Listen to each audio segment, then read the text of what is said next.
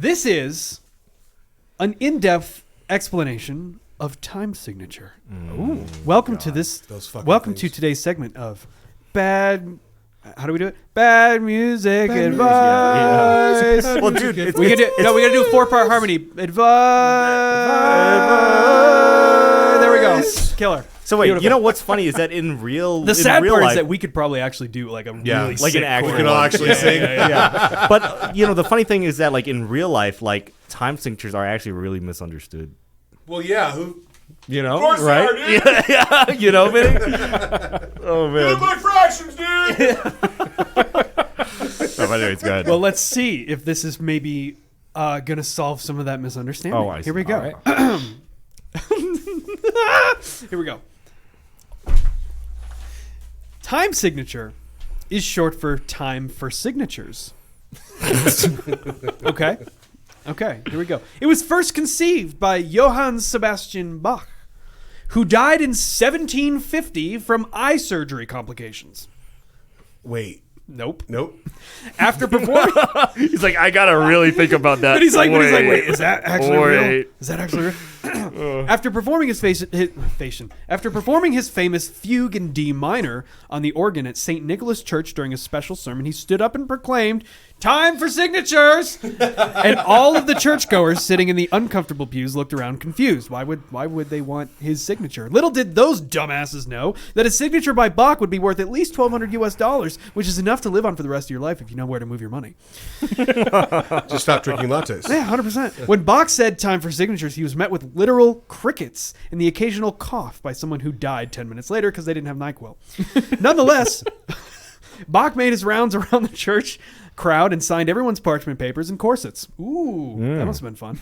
This quickly became the norm for all performing musicians, and even today, musicians of all genres will say time signature at the at the end of their shows and stage dive into the crowd and start ravenously signing their names on everything they see, whether the audience wants it or not. In the case of Imagine Dragons, no one ever wants it. When you hear a musician say 4/4 time signature, they're actually referencing the exact time that it is. Most commonly, they'll say 4/4 time signature, which means 4:40 time for signatures. Sometimes more avant-garde musicians will say 4/3 or 5/4, meaning 4:30 and 5:40 respectively. Then they drop everything. They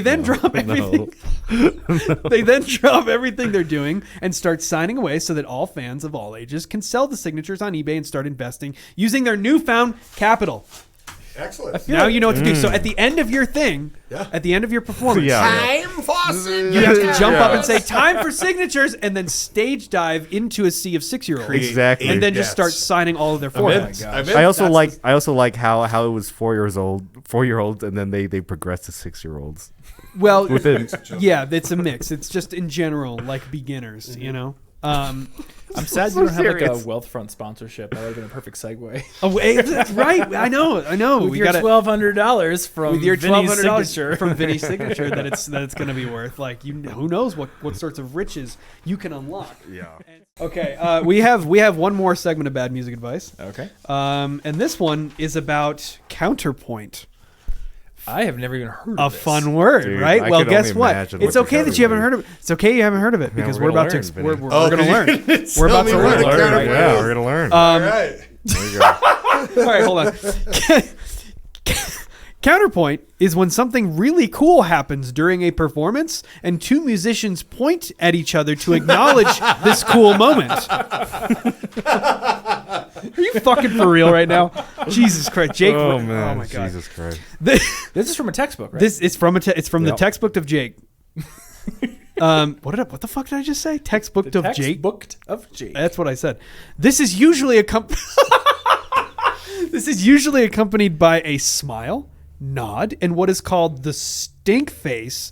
A face like you just smelled a pile of shit, but it's a good thing in this context. That's it. That's the face. Yeah, that's the face. That's the face. Counterpoint. Okay, Counterpoint was first used by the controversial Irish boy band One Direction in 2014. They're Irish? At a I don't think so. At a I'm leaving this. Oh my God. You're defeating the whole point. Oh, God, I'm They're so not fucking Irish. Stupid. At a sold-out show at Madison Square Garden, notorious bad boy of the group, Harry Style, was I don't think No that's S. right either. No Harry. S. Harry wrote Hairy. Harry Style. Harry Style. Screamed at the crowd of thousands to put their phones away and called them sheeple. But one defiant 90-year-old man kept recording on his brand new Apple iPhone 6 Plus and captured history, the birth of Counterpoint. What happened next caused an explosion of a smorgasbord of body fluids throughout the famous venue.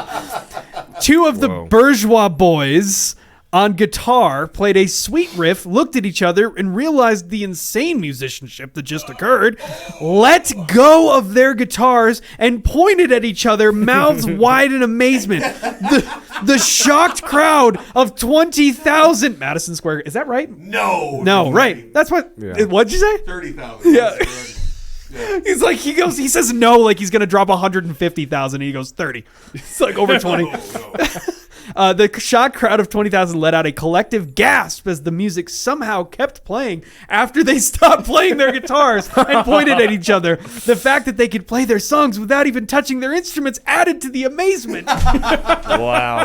Wow. Nothing's pre-recorded here. Counterpoint is hated by some members of the classical music community, like violinists and flautists, because they can't physically point to each other while playing their instruments. Flautist?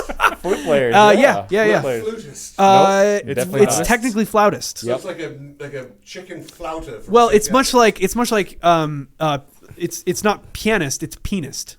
Exactly. Stop it. No, I'm serious. No, it is. It is. It is, and that's always been like the butt of all music jokes. Yeah, even it's in- pianist. Even in so high school. so This when is fucking no, tremendous. dude, no, listen. When I you're can't wait to tell He's a Leo pianist. Rocco you got to my tell kids. He's a people pianist. when you say you're taking lessons. You say I'm an aspiring pianist. I'm gonna look at my kids and be like, "Look at you, little fucking penis go! yeah. You guys are just two little penis rocking it out, you fuckers." Oh no. Okay. Let's see. It's hated by some members of the classical community, like violinists and flautists, because they can't physically point to each other while playing their instruments. This severely limits their musicianship, but it is just a sad reality that we as a people have accepted. All of this is possible because of that one 90-year-old man in the crowd that fateful night in 2014, and the impeccable camera quality and resolution of the Apple iPhone 6 Plus. I gotta say, the best part of that was the like the stink face. Oh! I believe the proper term is stank. Stank face. face. Yeah. Fuck yeah! Or if you're Adam Neal, it's bass face, right? Because Bass face, yeah, bass right. face is the other one. But yeah, right.